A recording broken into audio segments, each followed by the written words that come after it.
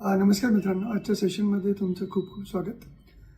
मी regional मीटिंगमध्ये पण एक मांडणी केली होती की आपण आपल्या इथे MSCITमध्ये जानेवारी बॅचपासूनच आपल्या इथे मोठ्या प्रमाणात ॲडमिशन व्हावे, मोठ्या प्रमाणात 10वीचे विद्यार्थी यावे, या दृष्टीने आपण एक खूप सुंदर ऑफरिंग तयार केलेली आहे.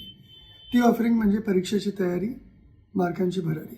आणि हे करत असताना आपण असा विचार केला की आता जे विद्यार्थी ज्यांची आता मार्चमध्ये परीक्षा आहे 10वीची, आणि मुख्य म्हणजे मराठी मीडियम, इंग्लिश मीडियम या दोन्ही एक मोठा वयोगट आहे जे आपल्याशी कनेक्टेड असतात. तर त्या विद्यार्थ्यांना आपल्या सेंटरवरती बोलवून 10वीचा पेपर खूप स्मार्ट पद्धतीने कसा लिहायचा, त्याच्यामध्ये खूप छोट्या छोट्या बारकावे असतात. हे बारकावे त्यांनी शिकून घ्यावे आणि त्याचं इम्प्लिमेंटेशन केलं किंवा त्यांनी पेपर लिहित असताना त्याची काळजी घेतली तर नक्की त्यांना खूप चांगले मार्क मिळू शकतात. त्यामुळे आपण एक खूप सुंदर ऑफरिंग तयार केलेलं आहे, ते रिलीजही केलेलं आहे आणि ते आता मोफत आपल्या सेंटरमध्ये उपलब्ध आहे. त्यामुळे माझी अशी रिक्वेस्ट आहे की आपण मोठ्या प्रमाणात विद्यार्थ्यांना आपल्या इथे आणावं. आणि हे करत असताना जेव्हा मी सांगतो आहे, एक मोठा सुंदर प्रतिसाद आपल्याला मिळत आहे.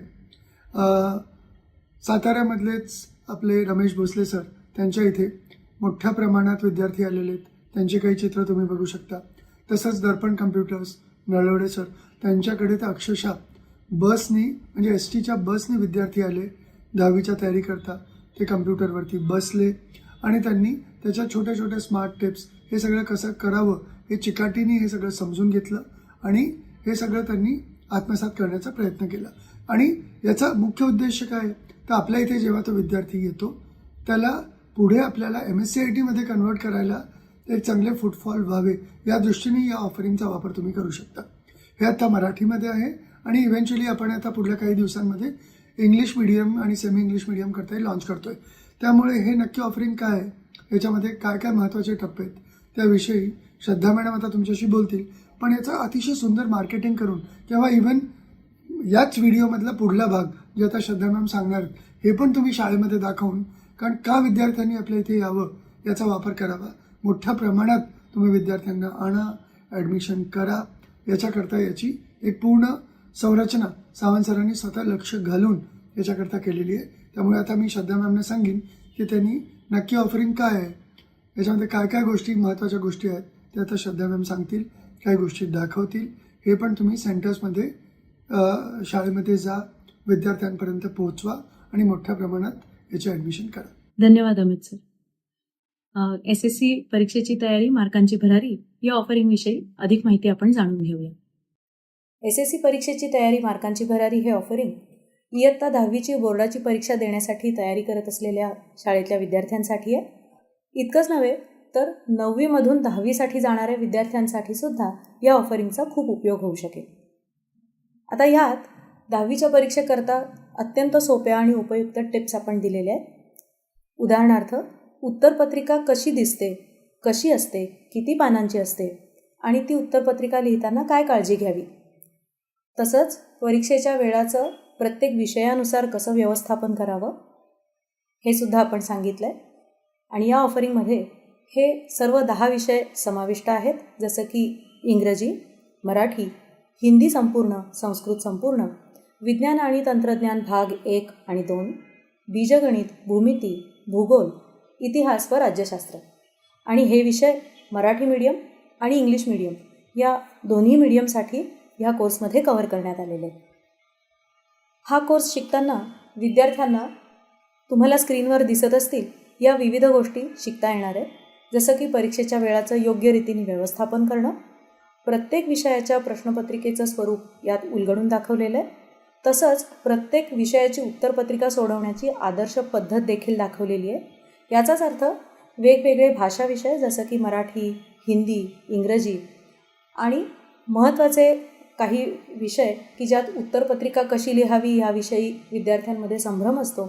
उदाहरणार्थ अल्जेब्रा म्हणजे बीजगणित किंवा जॉमेट्री म्हणजे भूमिती, अशा उत्तरपत्रिकासुद्धा आदर्श पद्धतीने कशा सोडवाव्या हे यात सांगण्यात आलेलं आहे. तसंच विद्यार्थ्यांकडून उत्तरपत्रिका लिहिताना सामान्यतः कोणत्या प्रकारच्या चुका होतात आणि त्या आपल्या विद्यार्थ्यांना कशा टाळता येतील याविषयीसुद्धा या कोर्समध्ये मार्गदर्शन केलेलं आहे. तुम्हाला स्क्रीनवर दिसत असेल या पद्धतीने कोर्समध्ये प्रत्येक विषय हा मांडलेला आहे. बघा, प्रत्येक प्रश्नपत्रिका ही त्यातल्या प्रत्येक प्रश्नानुसार एक्सप्लेन केलेली आहे आणि त्याचबरोबरीने उत्तरपत्रिकासुद्धा कशी लिहावी हे प्रत्येक विषयाच्या प्रश्नानुसार सांगितलेलं आहे. प्रश्नपत्रिका सोडवताना तुम्ही ती तुमच्या सोयीनुसार कोणत्याही क्रमाने सोडवू शकताच आणि त्याची उत्तरं बरोबर असतील तर त्याचे मार्क्ससुद्धा तुम्हाला मिळतील. पण लक्षात घ्या, पेपर तपासणाऱ्या व्यक्तीच्या मानसिकतेचा जर विचार केलात तर जेव्हा प्रश्नपत्रिकेतील प्रश्नांप्रमाणे उत्तरपत्रिकेतील उत्तरांचा क्रम असेल तर तो पेपर तपासायला सोपं जातं. तुम्हीसुद्धा अशाच क्रमाने पेपर सोडवलात तर पेपर वेळेत आणि योग्य पद्धतीने तपासून होईल. यातच तुम्ही उपप्रश्नसुद्धा याच क्रमाने सोडवलेत तर अतिशय उत्तम.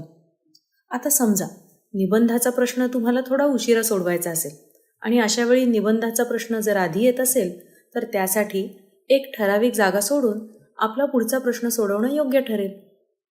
मग आता ही जागा सोडायची कशी? आता बघा साधारणपणे प्रत्येक प्रश्न त्याच्या स्वरूपानुसार आणि त्याला मिळणाऱ्या मार्कांनुसार त्या उत्तरासाठी किती शब्द लिहावं हे अपेक्षित असतं.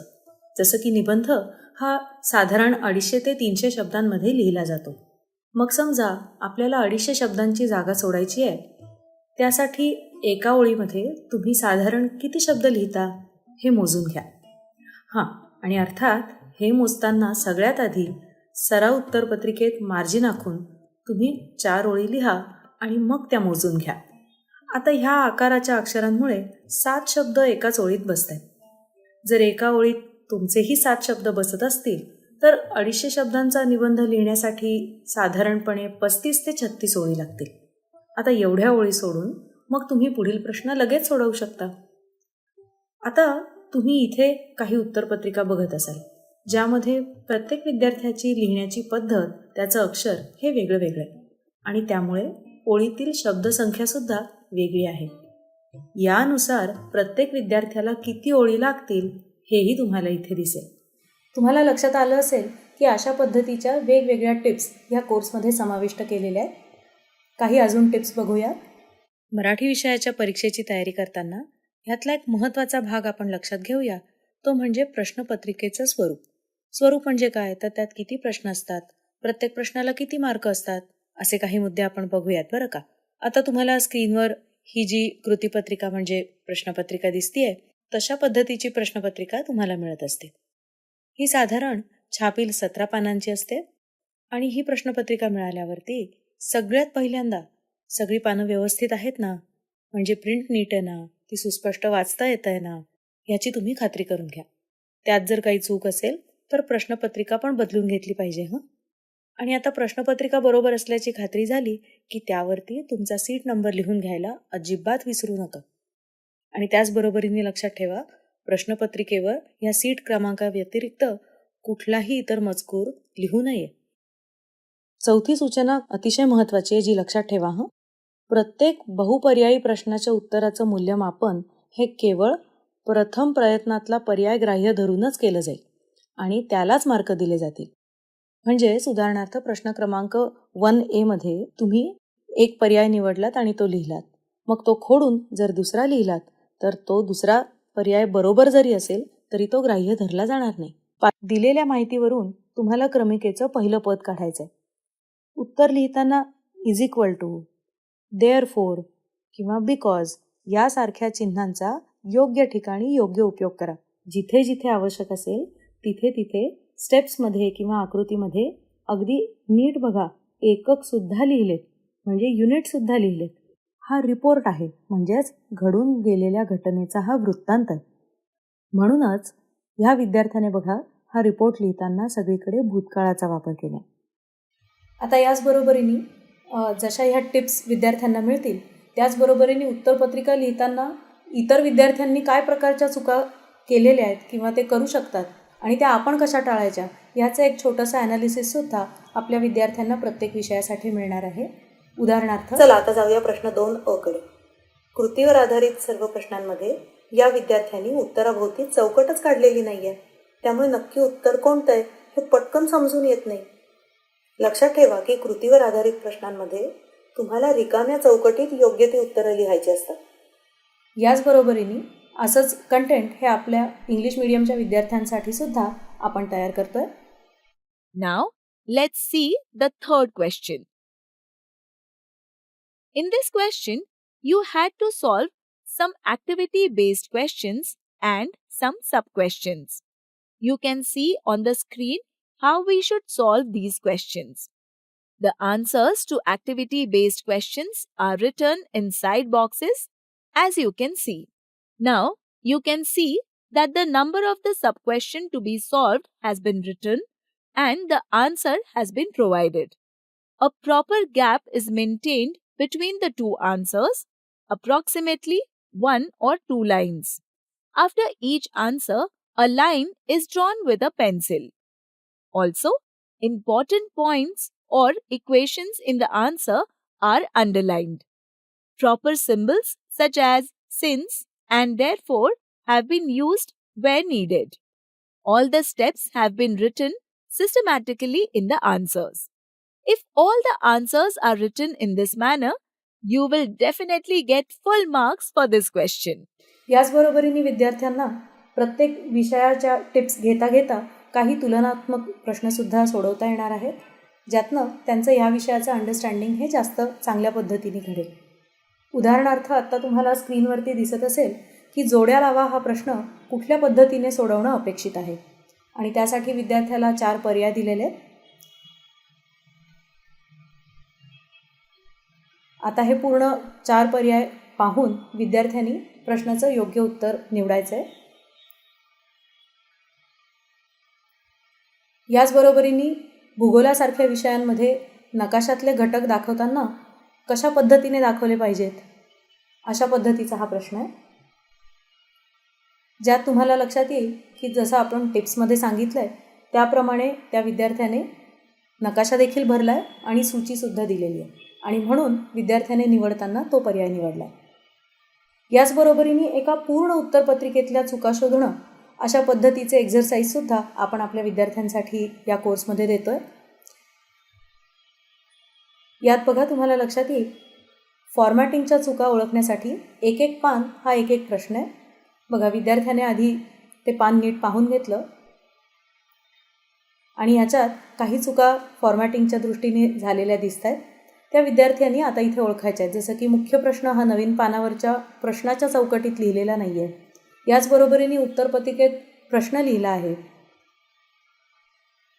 अशा पद्धतीने विद्यार्थ्यांनी योग्य ते पर्याय निवडत सर्व प्रश्न पुढे पुढे सोडवत गेल्यास अशा पद्धतीने ही एक्झाम संपेल आणि या एक्झामचा नंतर प्रत्येक विद्यार्थ्याला हा असा एक रिपोर्टसुद्धा मिळू शकेल की ज्यात प्रश्नाच्या स्वरूपात जे उत्तरपत्रिकेचं पान दाखवलं होतं ते पाहता येईल आणि त्याच्यात विद्यार्थ्याने कुठले पर्याय हे उत्तर म्हणून निवडले होते आणि त्याच्याऐवजी जर ते चुकले असतील तर योग्य उत्तर काय हे सुद्धा इथे सांगितले जाईल, जेणेकरून विद्यार्थ्यांच्या फॉर्मॅटिंग विषयातल्या चुका टाळाव्या आणि त्यांचा या बाबतीतला अभ्यास हा अगदी पक्का व्हावा या दृष्टीने ह्या सगळ्या एक्झरसाइजेसचा त्यांना खूप उपयोग होईल. तर अशा रीतीने या ऑफरिंगमध्ये एकूण 10 विषय समाविष्ट आहेत आणि कोर्सचा कालावधी प्रत्येक मीडियमसाठी हा 600 मिनटं अर्थात 10 तास आहे आणि ह्याचं डिव्हिजन पुढीलप्रमाणे आहे. यात इन्फॉर्म कंटेंट म्हणजे टिप्सचे व्हिडिओज हे साधारण 300 मिनिटांचे, तर 300 मिनिटांमध्ये वेगवेगळे MCQs आणि उत्तरपत्रिकेतील चुका ओळखणे ज्याचं रिपोर्ट जनरेट होतील. या ऑफरिंगमधून खूप ॲडमिशन तुम्हाला मिळाव्यात अशी माझी तुम्हाला शुभेच्छा. धन्यवाद.